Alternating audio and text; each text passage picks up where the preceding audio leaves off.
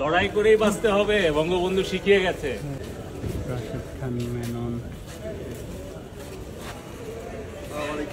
ভাই আজকে হরতাল, আজকে তো হরতাল ভাই।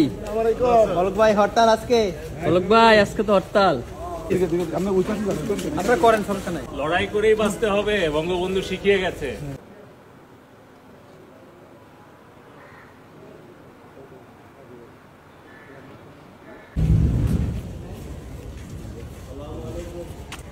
স্যার কেমন আছেন?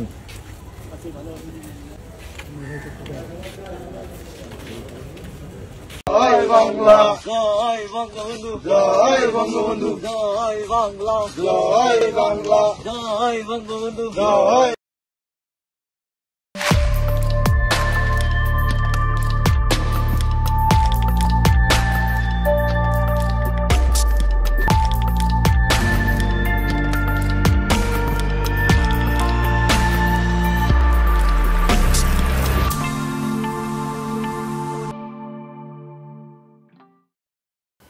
প্রফেসর ইউনূস আয়নাঘর পরিদর্শন করলো না।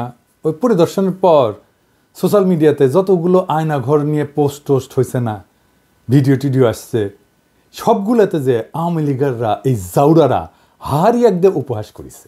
বলছে এটা নাটক, বলছে স্ক্রিপ্ট দুর্বল, অভিনয় দক্ষতার অভাব, কত কিছু কথাবার্তা।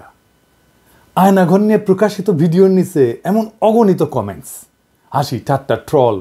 বড় বড় মেইন স্ট্রিম মিডিয়ার ফেসবুক পেজে এই সমস্ত ভিডিওগুলোতে আসছে, এগুলোতে হাহারি একটা ভরপুর। এটা নিয়ে কাজ করছে ওয়াসাদ সিস্টার্স, অ্যানালাইসিস করছে, ডকুমেন্ট করছে। এইটা সাহেব একটু দেখান না, কারা কারা ওই প্রোফাইলগুলো থেকে হাহারি এক দিছে, একটু দেখেন, একটু দেখে রাখেন। জাউরাগুলোকে দেখবেন না, বাংলাদেশে জাউরা তো বাম্পার ফলন হয়েছে, কিছু জাউরা দেখে রাখেন। সবচেয়ে বিভৎস ঘটনা হচ্ছে ওরা আইডেন্টিফাই করছে 47% রিয়েল প্রোফাইল যারা হাহারি এক দিছে। ইউরোপে একটা আইন আছে হলোকাস্ট ডিনাল। হলোকাস্ট কি জানেন তো? দ্বিতীয় বিশ্বযুদ্ধের সময় জার্মানিরা ইহুদিদেরকে নিয়ে চেম্বারে ঢুকায় আগুন দিয়ে পুড়ায় মারত লক্ষ লক্ষ। নাজিরা হলোকাস্ট করলে সেটাকে গাল গল্প বলে। এটাই ফ্যাসিবাদ, এটাই ফ্যাসিবাদের চরিত্র। আপনি এদের কখনো স্বাভাবিক সমাজে চলতে দিতে পারবেন না, তাহলে সমাজ টিকবে না। কারণ এদের মধ্যে ন্যায় অন্যায় বোধ, বিবেকের বোধটা ধ্বংস হয়ে গেছে। এদের সমাজে ইন্টিগ্রেট তখনই করা সম্ভব যদি অনুশোচনা করে মাপ চায়, আর এটার সাথে করবে না। এদের মধ্যে বিন্দুমাত্র অনুশোচনার চিহ্ন দেখছেন? নাই তো। ঠিক আছে, ফেয়ার এনাফ। ফ্যাসিস্ট যেহেতু একটাই ভাষা বুঝে, আমরা সেই ভাষায় ফ্যাসিস্টদের সাথে ডিল করব। সেই ভাষায়, যেই ভাষায় আমরা 32 নম্বরকে ডিল করছি, ঠিক একই ভাষায় আওয়ামী লীগের তীর্থভূমি ধ্বংস করার শর্ত এই অনুশোচনাহীন আওয়ামী লীগারদের অবদান। আমরা কোনো আওয়ামী ফ্যাসিস্ট সাইকোপ্যাথকে সমাজে থাকতে দেব না। মাত্র কয়েকদিন আগের গণহত্যার কথা অস্বীকার করে। এরা মানুষ? এদের আপনি মানুষের মর্যাদা দিতে চান? এদের আপনি গণতান্ত্রিক অধিকার দিতে চান? গ্রেপ্তারকৃত হতভাগ্যের স্ত্রীকে রোজা ভাঙ্গায় ধর্ষণ করে যে হাসিনার পুলিশ, একবার না বারবার এই ভয়ঙ্কর ইতিহাস সামনে আসতেছে, সেই সময় বাংলাদেশে বসে হারি এক দেবে আর আমরা এটা মাইনা নেব? স্বামীকে আটকের পর হত্যার হুমকি দিয়ে স্ত্রীকে ধর্ষণ করত এই আলেপ, হাসিনার পদক পাওয়া পুলিশ। শোনেন, তাকে ধর্ষণ করার বিনিময়ে আমাকে মুক্তি দেওয়া হয়। বাচ্চারা, তোদের টুঙ্গি পাড়া উড়াই দেবো, আমি শপথ নিলাম। ফ্যাসিবাদের শেষ চিহ্ন মুছে ফেলবো। দে দেখি কত হাহারি এক দিতে পারিস। জাউরার সাথে ডাবল জাউরমে করা হবে। ধানমন্ডিতে আওয়ামী লীগের অফিসের জায়গাটা সরকারের, এটা দীর্ঘমেয়াদের লিজ নেওয়া। এই লিজ বাতিল করে অধিগ্রহণ করে ফেলা উচিত।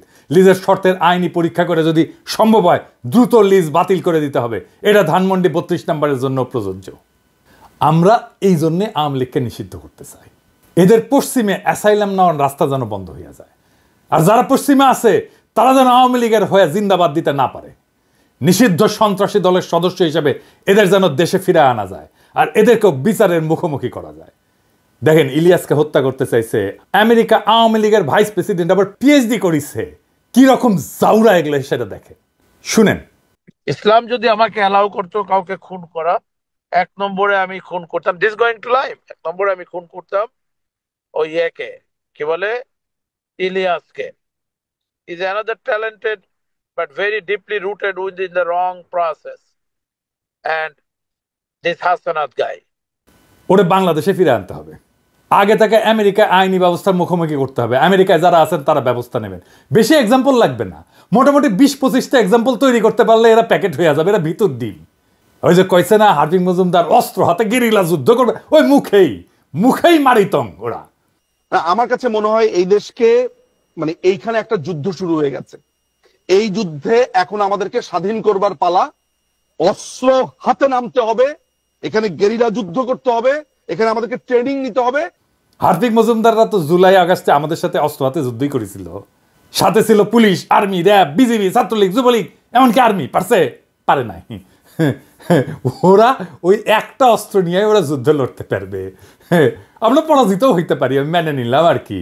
যদি সব বাকশালী ওই যে ওদের চামড়ার বন্দুক আছে না, ওটাতে বাতাসের গুল্লি মারে, টার্গেট বরাবর না হইলেও অসুবিধা নাই, ফাঁকে মারলেও নাকে লাগবে, শিওর শট। হৃদয় সাহেব বুঝায় দেন, বন্দুকের গুলি ছুড়ায় দেন। শুনিস হার্দিক, মূলা লাগবে, মূলা পাঠামু আর পচা গরু খা কিছুদিন, দেখ পারিস কিনা। আরামজাদা। আওয়ামী লীগারদের ফেসবুক প্রোফাইল দেখলে ব্লক করবেন, ওদেরকে ওদের বাবলের মধ্যে আটকায় ফেলেন, দেখবেন না ওদের পোস্ট, ইন্টারাক্ট করবেন না ওদের পোস্টে, ওরা শুকায় মরবে। আমরাই দেশের 95% মানুষ, ওদের এইভাবে বিচ্ছিন্ন করে দিলে ওরা শুকায় মরবে। সোশ্যাল স্পেসে, ইউটিউবে আনসাবস্ক্রাইব করবেন যদি ওদের চ্যানেল থাকে। আর একটা বিষয়, ওই যে পুলিশের ইউনিফর্ম তো বদলাইতেছেন না, ভালো, কিন্তু পুলিশের লোগো বদলাইতে হবে। যে লোগোর মধ্যে নৌকা আছে, অভিশাপের চিহ্ন। কিভাবে পুলিশকে পুলিশ লীগ বানানো হয়েছে সেটার অডিও ক্লিপ ফাঁস হয়েছে, শুনেন। এই যে বেনজির হারামজাদার কথা শুনেন, আমেরিকার স্যাংশন পাওয়া কোটি লুকে আছে, এটা বের করেন, শুনেন। জি স্যার, আপনি আপনার বক্তব্য কন্টিনিউ করেন স্যার, প্লিজ। Thank you. তো আমরা ওই দিকে যাই। Thank you so much. আমি একটু যে তনুর কথা উত্তর দিই।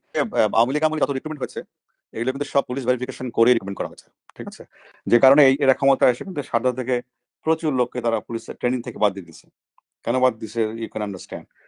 আমরা আমাদের সময়, আমি যে কদিন ছিলাম বা তার আগেও আওয়ামী লীগের আমলে আমাদের জানা মতে মানে ওই ভিন্ন মতাদর্শ কোনো লোকজন সহজে ঢুকতে পারে নাই, বিকজ এগুলোকে সব আগে পুলিশ ভেরিফিকেশন করে এরা কে কোন মতাদর্শে সেগুলো নিশ্চিত হয়েই চাকরি দেওয়া হয়েছে। এটা আপনার জানার জন্য। এই জন্য কিন্তু ওই কালকেও কোথায় পরশুদিন কোথায় কথা বলছিলাম, তারা বলছিল যে এরকম লোকজন বলে যে এটা বেনজিরের বাহিনী, ঠিক আছে? এবং পুলিশকে কিন্তু এরা বিশ্বাস করে না, এরা খুন করে ক্ষমতায় আসছে, আবার এরা কিন্তু পুলিশকে বিশ্বাস করে না। যদিও এই মুহূর্তে তারা প্রচুর লোকজন নিয়ে আসছে, ওই যে রিটায়ারমেন্ট থেকে এখান থেকে সেখান থেকে এনে বসিয়েছে। ওই যে আপনার 2008 সালের আগে 9 সালের আগে যারা রিক্রুট ছিল পুলিশে তাদেরকে সামনে নিয়ে আসছে, এইভাবে কিছু লোকজনকে সামনে নিয়ে চালানোর চেষ্টা করছে, কিন্তু বেসিক্যালি কিন্তু তারা পুলিশকে বিশ্বাস করে না। তারা মনে করে যেগুলো আওয়ামী লীগের সমর্থক, পুলিশ ইন্টার বাহিনী আওয়ামী লীগের সমর্থক। আর আমি মনে করি যে এই আওয়ামী লীগের পুলিশ বাহিনী তো আসলে বঙ্গবন্ধুর নেতৃত্বে কাজ করার ঐতিহ্য ইতিহাস আছে। আপনারা জানেন যে আপনার 25শে মার্চ কাল রাত্রে তো যে অ্যাটাক গুলো হয়েছিল তার মধ্যে প্রধান হচ্ছে রাজারবাগ পুলিশ লাইন, এবং তারাই প্রথম কিন্তু স্বাধীনতার সপক্ষে প্রথম গুলি বর্ষণ তারাই করেছে কিন্তু পাক আর্মিদের বিরুদ্ধে। তো ওখান থেকে কিন্তু এদের একটা এই বাহিনীর একটা ঐতিহ্য আছে, প্রো আওয়ামী লীগ ঐতিহ্য বা প্রো লিবারেশন ঐতিহ্য আছে।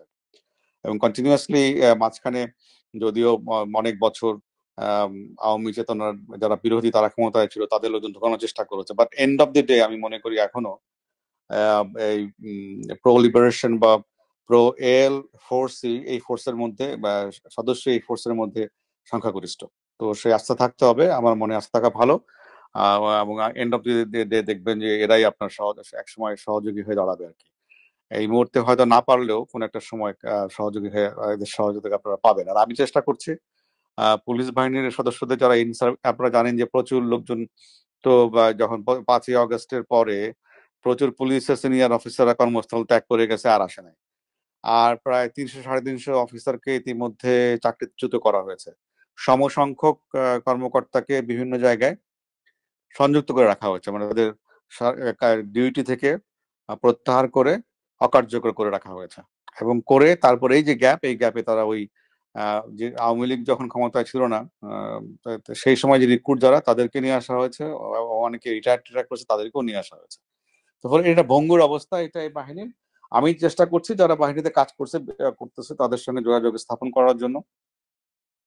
এটা আমি করে যাব, যাতে করে এই বাহিনীর সহযোগিতা সাপোর্ট আপনারা পেতে পারেন, সে চেষ্টা আমার অব্যাহত থাকবে। আর রিগার্ডিং তোমার দলীয় প্রোগ্রাম, এটা তো মাননীয় প্রধানমন্ত্রী দেবেন, নেত্রী দেবেন, যেটা প্রোগ্রাম দিবেন যেটা ওখান থেকে আসবে সেটাই আমাদের সবাইকে বাস্তবায়ন করতে হবে, বলবৎ করতে হবে। তবে বলবৎ বাস্তবায়ন কিভাবে করবেন এটা হচ্ছে আপনার মনসিয়ানা। যেমন ওই যে এটা করতে গিয়ে তো অনেক প্রায়োগিক ক্ষেত্রে অনেক সমস্যা উদ্ভব ঘটতেছে, আমি জানি, বিভিন্ন সময় আমার সঙ্গে অনেকে কথা বলে। তো এই এই যে সমস্যাগুলো হচ্ছে সেগুলোকে আমাদের স্থানীয় পর্যায়ে সেগুলোকে মোকাবেলা করে এটা এই পুলিশকে রাহুমুক্ত করতে হবে। যারা রাহুমুক্ত করার কাজ করতেছে তাদের বিরুদ্ধে ষড়যন্ত্র শুরু হয়েছে, বুঝছাও? কারা করতেছে নাম কইলাম না, কিন্তু আমরা সব জানি। পুলিশের নেতৃত্বকে শান্তি মতো কাজ করতে দিবেন। যারা নানা ধান্দায় চুকলি কাটতেছেন পুলিশের নেতৃত্বের বিরুদ্ধে সাবধান করে দিতেছি, ভাইজান আপনাদের সকলের আমল নামা করলে আছে আমার কাছে। আমি চুনাপুটিদের পিছে লাগি না, এটা আমার স্বভাব বিরুদ্ধ, কিন্তু পুলিশের সংস্কারের যে ধারা শুরু হয়েছে, যেটা আমরা দেখতে পারতেছি, সেটাকে নেতৃত্ব শূন্য করে বাধা সৃষ্টি করতে চাইলে তারা ছাড়া হবে না। সাবধান হইয়া যান।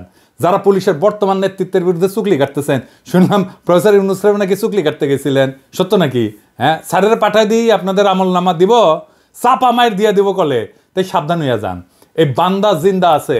আর হ্যাঁ, ওই যে হাঙ্কারে যে পুলিশ সদস্য ছিল না, ওই যে ছত্রভঙ্গ করছিল, কাউরে না পিটায় কাউরে না মাইরা, ওটা খুঁজে পাওয়া গেছে। নাম রিয়াদ হোসেন, ডেমরা পুলিশ লাইনে।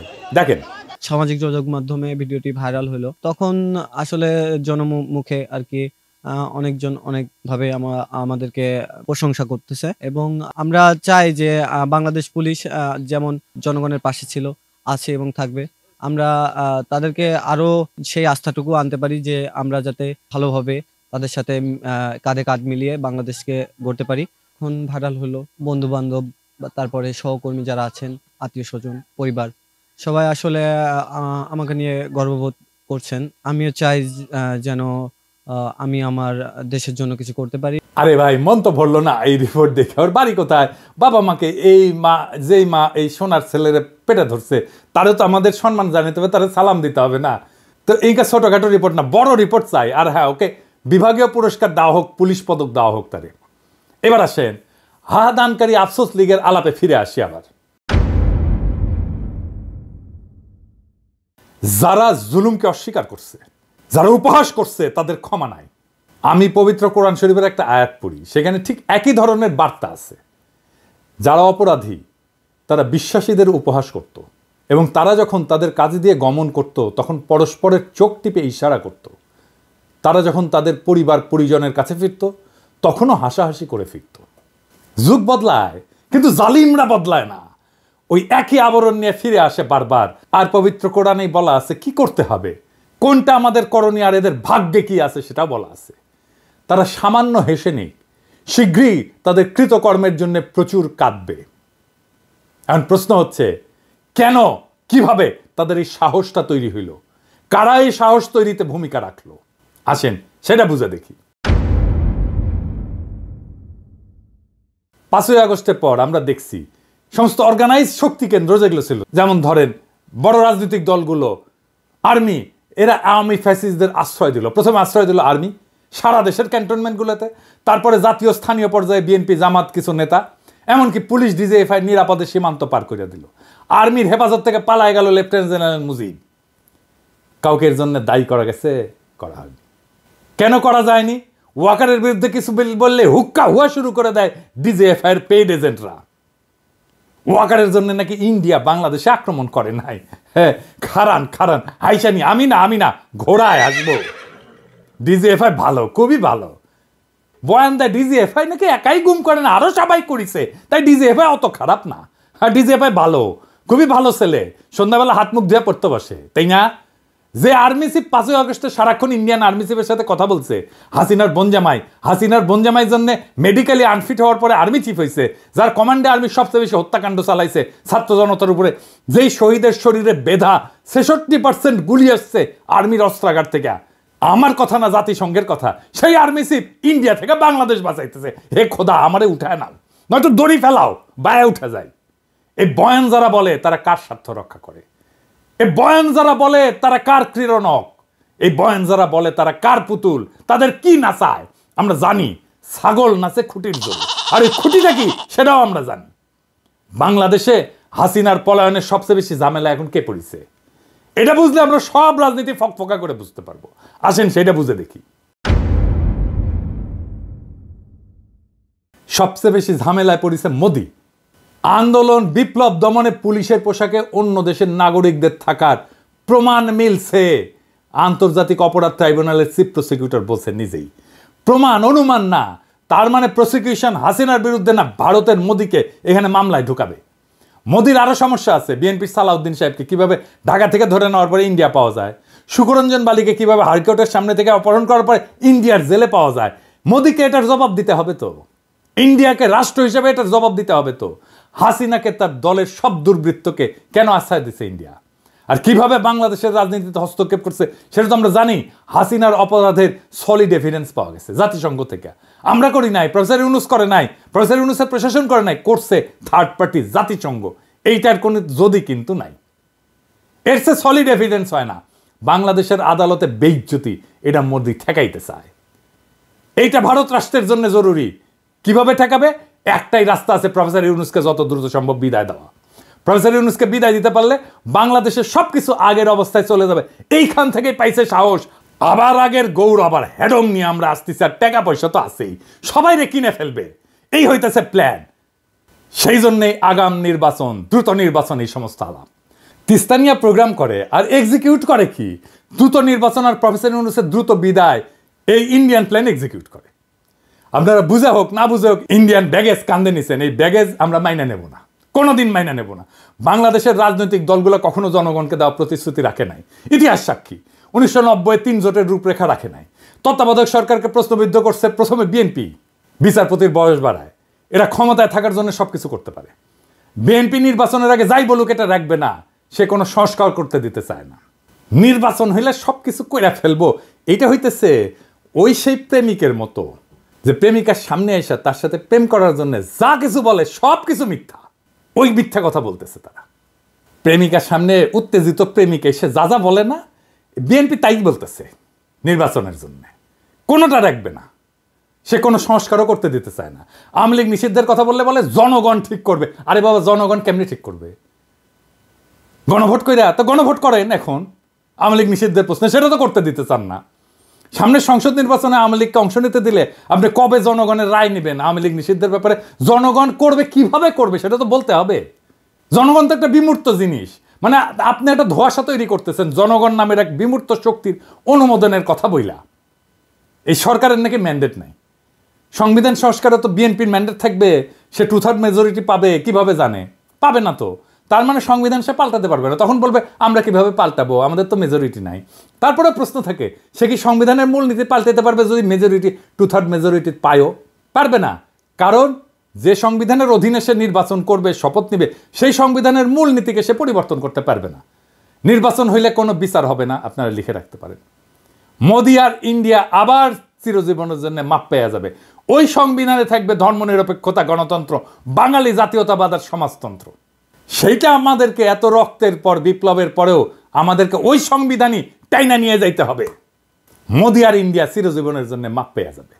তাদের যে আমরা পাইরা ফেলতে পারছিলাম, সেই সুযোগ হেলায় আমরা হাতছাড়া করে ফেলবো। কম্প্রোমাইজ করে ফেলবে যারাই ক্ষমতায় আসুক।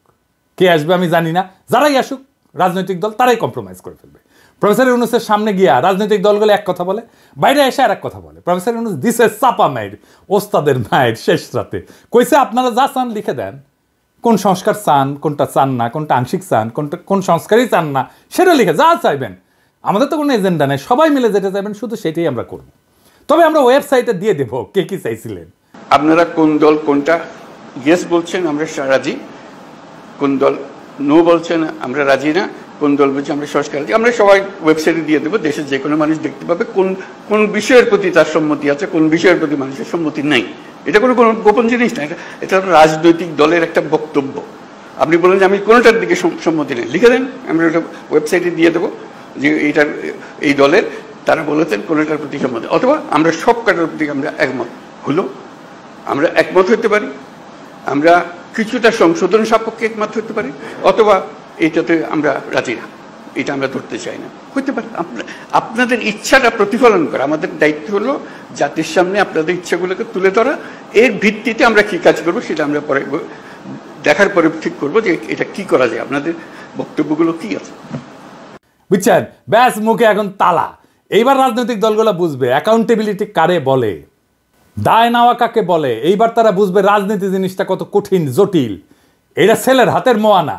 এতদিন ভালসুন্দর সাথে খেলছে তো বুঝতে পারে নাই রাজনীতি কত কঠিন। এবার প্রফেসর ইউনূসের সাথে খেলতে গেছে, হে বুঝেছে প্রফেসর ইউনূস একাই খেলে দিছে একটা কথায়।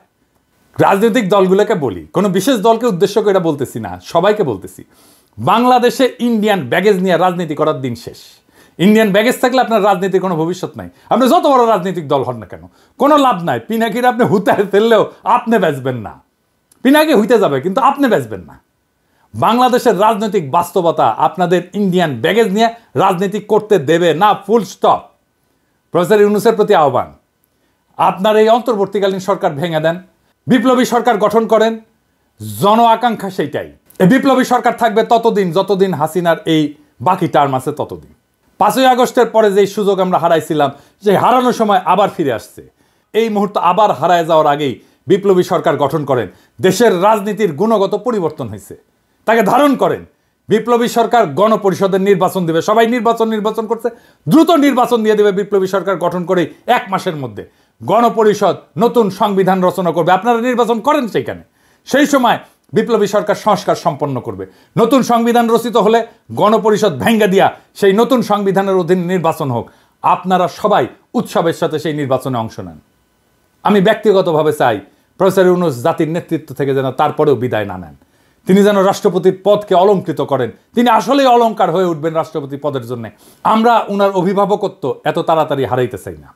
বাংলাদেশকে আমাদের শক্ত অর্থনৈতিক এবং রাজনৈতিক ভিত্তির উপরে দাঁড় করানোর জন্য প্রফেসর ইউনূসের অভিভাবকত্ব আমাদের দরকার। ছাত্র জনতার আকাঙ্ক্ষার রাষ্ট্র তৈরি করে দেওয়াটা আমাদের দায়িত্ব এবং কর্তব্য। আমাদের সেই প্রতিশ্রুতি ভুলে গেলে চলবে না। আমরা এক কঠিন জটিল সন্ধিক্ষণে দাঁড়ায় আছি। একদিকে ভয়, অন্যদিকে সম্ভাবনা। যারা সত্যকে বিকৃত করছে, ইতিহাসের নির্মম বাস্তবতাকে উপহাস করছে, তারা শুধু নিজেদের মানবিকতাই হারায়নি, তারা আমাদের ভবিষ্যৎকেও হুমকির মুখে ফেলে দিছে। কিন্তু ইতিহাস সাক্ষী, জুলুম কখনো টেকসই হয়নি, জুলুম কখনো টেকেনি, জালেম কখনো টেকেনি। প্রত্যেকটা ফ্যাসিস্ট শক্তির শেষ আছে, আর সেই শেষ তারাই ডেকে আনে যারা সত্যকে মুছে দিতে চায়। আমাদের করণীয় একটাই, হাসিনা আর তার দোসরদের বিচার নিশ্চিত করা, রাষ্ট্রের ন্যায়ের ভিত্তি পুনর্নির্মাণ করা। আমাদের রাজনীতি কোনো আপোষের রাজনীতি হইতে পারে না। আমাদের লক্ষ্য একটাই, ফ্যাসিবাদের শেষ চিহ্ন মুছে ফেলা। আমরা জানি এই পথ সহজ না, বাধা আসবে, কিন্তু এই লড়াই শুধু রাজনীতির লড়াই না, এটা আমাদের অস্তিত্বের লড়াই। প্রফেসর ইউনূসের নেতৃত্বে আমরা একটা নতুন অধ্যায়ের সূচনা দেখছি। এই মুহূর্তটা আমরা হারাইতে পারি না। আমাদের সাহসী হইতে হবে, সংগঠিত হইতে হবে। এই লড়াই শুধু আওয়ামী ফ্যাসিবাদের বিরুদ্ধে না, এটা পুরো সিস্টেমকে বদলে দেওয়ার লড়াই। এটা একটা বিপ্লবী আন্দোলনের ভিত্তি। আমরা একটা নতুন বাংলাদেশ গড়ব, একটা ন্যায়ের বাংলাদেশ গড়ব, একটা ইনসাফের বাংলাদেশ গড়ব, একটা মানুষের বাংলাদেশ গড়ব। ইতিহাস আমাদের দিকে তাকায় আছে। আমরা কি আমাদের সেই দায়িত্ব পালনে প্রস্তুত? ইনকিলাব জিন্দাবাদ।